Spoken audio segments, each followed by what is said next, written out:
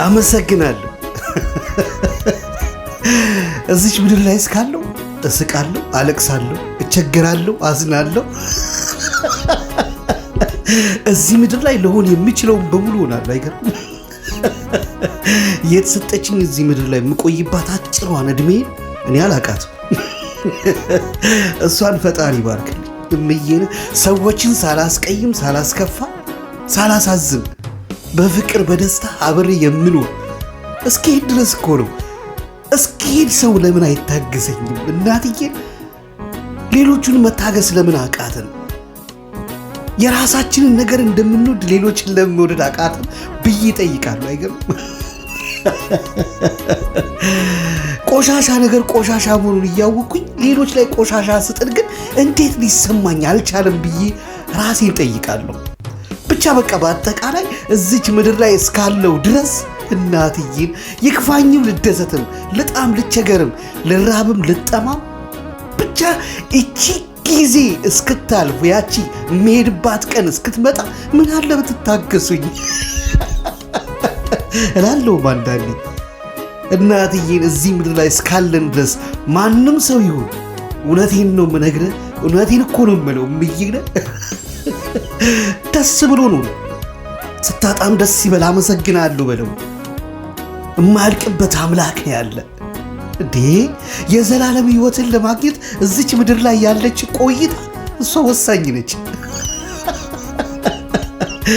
ከዚህ ነው እዛኛው ያለውን ማግኘት የሚቻለው። እዚህ ያለውን ሳትጨርስ እዛ ብትሄድም አትደርስም። እኔ በጣም አንዳንዴ በራሴ ይዝናናለሁ። እምዬን ያስከፋችሁ ይቅርታ መቀበል ከቻላችሁ፣ ካልቻላችሁ እሰየው፣ ምንም ላደርጋችሁ አልችልም። እምዬን ፈጣሪ ግን ሁሌም ይቅር ብሎኝ ሁሌም አዲስ ነገር ልጄ እያለ ይጠብቀኛል። ወዳጆች እኮ ናችሁ የጠላችሁኝ፣ የምወዳችሁ ነው የጠላችሁ። የምወዳችሁ እኮ ነው የምታስቀይሙኝ። የምትወዱኝማ እንዴት ብላችሁ ልክ እንደሚወደኝ አምላክ ትሆኑልኝ ነበር። ማን ሊሆን አይችልም። ብቻ በአጠቃላይ ሁሉም ሰው እዚህ ምድር ላይ እስካለ ድረስ አመሰግንሃለሁ ብሎ ሊያመሰግን እንደተፈጠረ ማወቅ መቻል አለበት። እዚህ ምድር ላይ ሁሉም ነገር ቢኖር ውሸት ነው። ምይን እናቴን ገንዘብ ቢኖር፣ ሀብት ቢኖር፣ ጥሩ መኪና ቢኖር፣ ምንም ነገር ይኖር እያንዳንዶቹ ያልፋሉ። ሁሉም ጥለው ይሄዳሉ። ልክ የሚጠሩበት ሰዓት ላይ ንብረትም ቢሆን ገንዘብም ቢሆን ያልቃል። እዚህ ምድር ላይ ያለ ነገር በሙሉ አርቲፊሻልና ጊዜያዊ ነው። የዘላለሙን መምረጥ ግን ትልቅለት ነው። እኔ እናትዬን ጌትዬን መርጫለሁ። ምንም የማያልቅበት የማይጥለኝም የማይተወኝም በምን ውስጥም ብሆን የሚጠብቀኝ የሚደግፈኝ፣ ሳለቅስ እንባዬን የሚያብስ፣ ስወድቅ የሚያነሳኝ አምላኬን መርጫለሁ።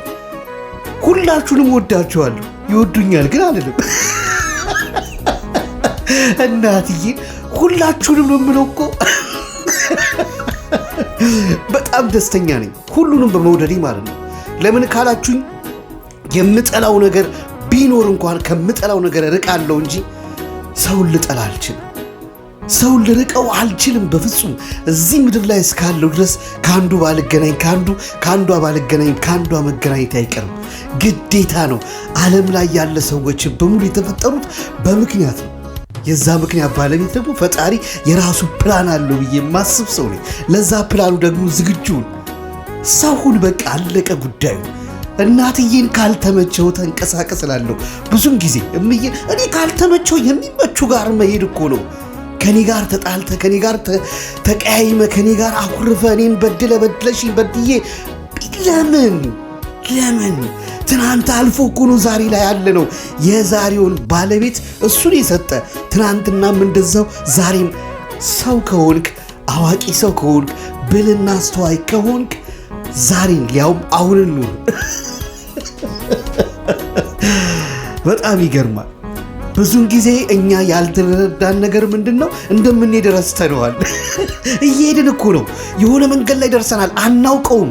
አይገርምም? ጨርሰናል እኮ ሄደናል እኮ የመጨረሻዋ ሰዓት ላይ ደርሰናል። ልንደርስ ነው። በቃ ወራጅ አለ ልንባል ነው። ልትወርድ ነው። ወርደህ ነው ከፍታን የምታገኘው። ዝቅ ብለህ ነው ከፍ ያለውን ቦታ የምታገኘው። ፈጣሪ ያለልህና የሰጠህን አሜን ብለህ ተቀበል። ከእህት ከወንድም ከጓደኛ ከጎረቤት እዚች ምድር ካለ ሰው ጋር ተስማምተ መኖርን የመሰለ ነገር የለም። ለዚህ ነው 10 ጊዜ ይቅርታ ምለው። ይቅርታ ስል የበደልኩት ሰው ያንን በደል ሊመልስለት አይችልም፣ የፈለገ ነገር ቢሆን ያም ሰው ሊተወው እንጂ። አንድ ጠባሳ አለ። ያንን ጠባሳ ዘላለም እያየው ከምትጸጸትበት በይቅርታ አልፈህ አዲስ ህይወትን አዲስ ምዕራፍን ጀምር። ሁልጊዜ አዳዲስ ነው የሚሰጠው ፈጣሪ። የትናንትናው ቢቆጥርብን ኖሮ ግፍና ኃጢአት ተንኮላችንን ዛሬ ላይ ቆመን መሄድ አንችልም ነበር። እሱ እድል ሰጠኝ። እናንተ ለኔ እድል መስጠት አቃታችሁ? ይቅርታ ብላችሁ ማለፍን መተውን፣ ያውም በቃ ካልተመቿችሁ ዳግም ላለማግኘት በመሞከር መገላገል እኮ ነው። ሰዎችን ከማስቀየም ይልቅ አንተ ተቀይመህ ብታልፍ ይሻላል። እምዬን ይቅርብ። ሰዎችን ከምትቀማ ይልቅ ያለን ሰጠህ ብታልፍ ይሻላል። ካልሆነ ከሰዎች ጋር መኖር የከበደው ሰው ራሱን ማየት ቀላል አይደለም። በአሁን ሰዓት ላይ ሁላችንም ያልተግባባ ነው። ለዚህ ነው የማንፈልገውን ነገር ሰዎች ላይ እናደርጋለን። እኛ ላይ ሲያደርጉብን ይሰማናል። የሰዎችን ቁስል እንነካካለን። የእኛን ቁስል ሲነኩ ያመናል። ምንድን ነው ብለን ስናስብ ራስ ወዳድነት ነው። ካልሆነ ነገር ውስጥ ውጪ እናትዬን። የሆነ ነገር ውስጥ ተደብቀናል። ስሜት የሚባል ፍላጎት የሚባል ራስ ወዳድነት፣ ስግብግብነት፣ ግብዝነት ውስጥ ገብተናል። እኛ መታወቅ፣ እኛ መሞገስ፣ እኛ ብቻ ስማችን እኔ እንድንባል እሱ እንድንባል እዛ ዓለም ውስጥ ነው ያለ ነው። ውጣ ከዛ ካንተ በላይ ከፈራሹ ስጋ ተሸከምከው በላይ የዘላለም አምላክ እያለ አንተ እኔ ለምን ትላለህ? እኔ የምትልባትን ሰዓት የሰጠ ፈጣሪ ነው። እሱን ማመስገን ለዚች ቀን፣ ለዚህ ሰዓት፣ ለዚህ ደስታ፣ ለዚህ ማንነቴ ፈጣሪ ክብሩን ይውሰድ። አስቀድም ወዳጄ፣ የሚበሰብሰውን ስጋ አትኮፈስበት። በሚበሰብሰው በሚሞተው ስጋ አትኩራራበት፣ አትዝናኝበት። ያልፋል። የማያልፍ ነገር የለም። ዛሬ ትልቅ ቦታ ነህ ተብለህ ይሆናል። ትናንት ሳታስበው አልመኸውም ሳታቅ ከትናንት ከነበርክበት ከፍታ ወርደህ እታች ትገኛለህና ልብ ብለህ አስተውል። የዘላለም አምላክ ብቻ ነው ከላይ ሆኖ እስከ መጨረሻው ዘላለም ሊኖር የሚችለው። አንተ ልጁ ነህ፣ አንቺ ልጁ ነሽ። ልጅ ሆነን እንኑር።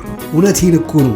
በአባታችን ዘንድ በአባታችን ጥላ ውስጥ ተጠልለን መኖር መልካምነት ነው።